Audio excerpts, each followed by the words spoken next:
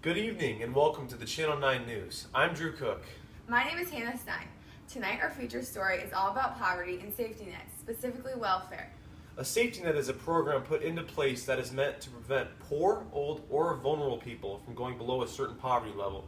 Before we get into more detail about safety nets, we're going to get into detail on poverty. The official poverty rate in the United States in 2010 for a family of four is $22,350. Also, in 2010, 29% of female-headed families, 17% of male-headed families, and 5% of married couples were in poverty. Some causes of poverty are unemployment, overspending, excessive breeding, illiteracy, discrimination, and social inequality, and many more. Is it enough to blame the impoverished for their situation? Accuse them of being lazy, making poor decisions, and being solely responsible for their life? People in poverty are impacted by it in numerous ways. One being that it can affect their health because they are not able to afford health care. Another one are that people living in poverty are more likely to be unable to attend school, either because they're unable to afford it or they don't have the means of transportation. Without education, many people go through life being illiterate, which, like I said before, is one of the causes of poverty. Because of this, poverty is a cycle that is hard to end. There are many safety nets in place that are set to help these people in poverty. The biggest, most common program in the United States is welfare. Welfare is an example of a safety net because it provides low-income families with temporary relief to help them stay above a certain poverty level. Today, the government operates about 80 different welfare programs. These programs provide food, money, housing, medical care, and other goods to poor, low-income Americans. As great as these safety nets sounds, it has its issues.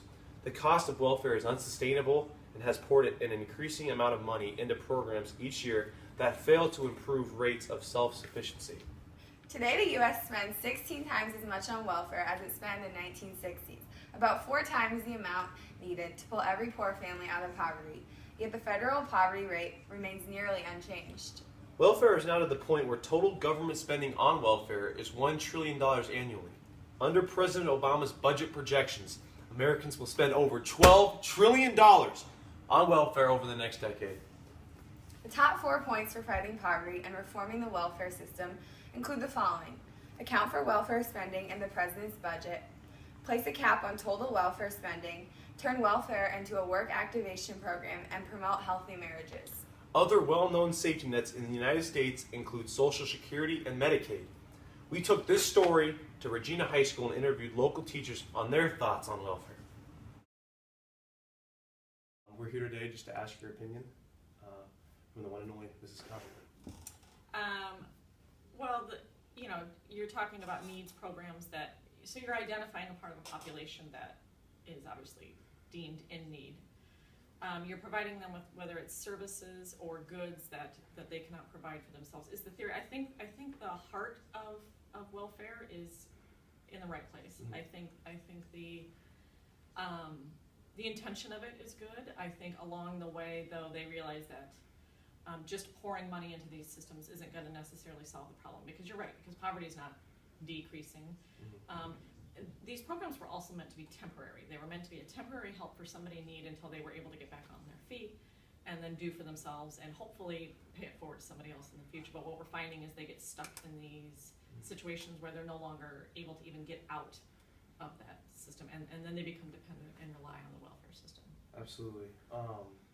And I guess going off that point is an argument made against welfare is that people abuse the system. I mean, do you think this is a problem with today's society, or do you believe people are truly using it for the right purpose and using it as a temporary support system? I think studies will show that it's a temporary solution for most people on welfare. Most people will not say, when I grow up, I just want to live on welfare. That's not what anybody dreams to be. But the situation has so many legs into, are they getting access to education? That would be, to me, the number one way to get them out of this situation. If education is taken out of the picture, then you're looking at families who will probably stay in the cycle. I think it's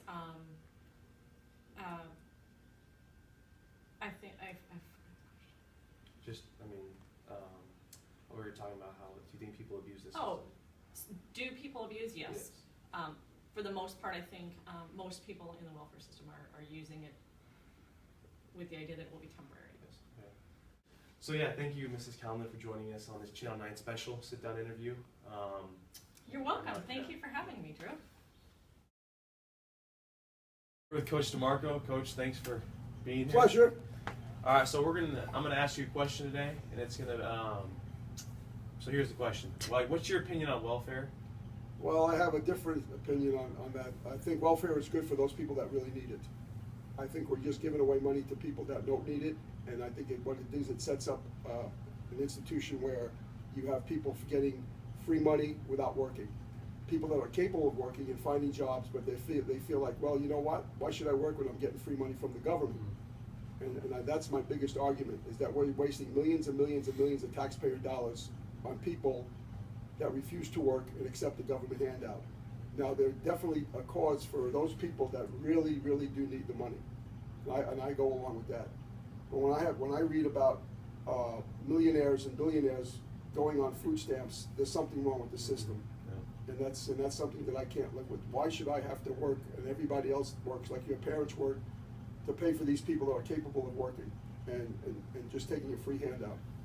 Like you said, I mean, we're pouring $1 trillion annually into these welfare programs, and statistically, they're not getting any better with poverty rates, or you know what I mean? Yeah, and there's no incentive to work. I mean, why? Well, you know what? I'm going to stay home. I'm going to get money from the government, and I'll just stay home and chill out and do what I want.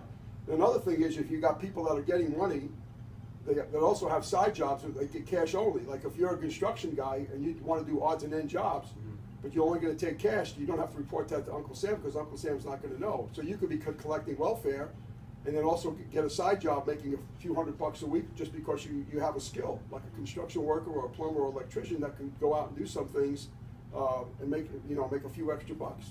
So it's not a good thing. Right? And our money is just, we're what, 18 trillion, almost going on $19 trillion in debt, and I feel sorry for young people today because I mean you're the ones that are going to have to pick this thing up later on. I mean, who's going to pay the tab on all this? Sure. And we keep borrowing money. We just give money away, and it's ridiculous.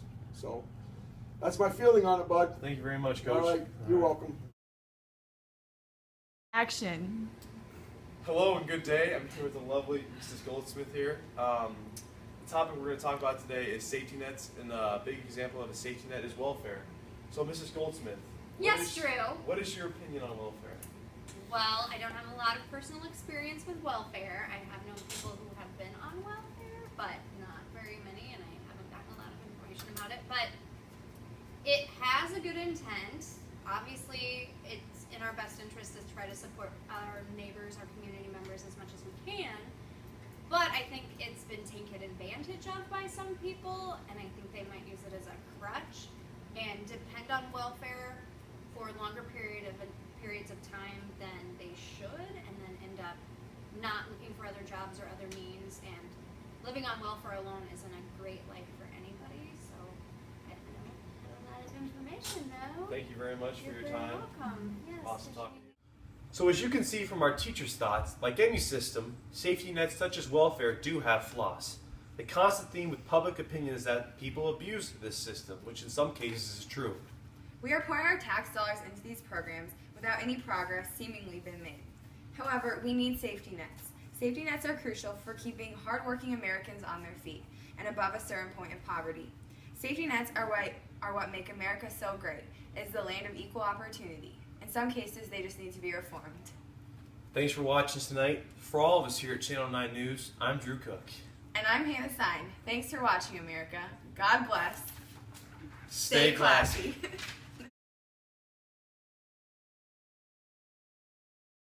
What? Hannah Stein! Drew!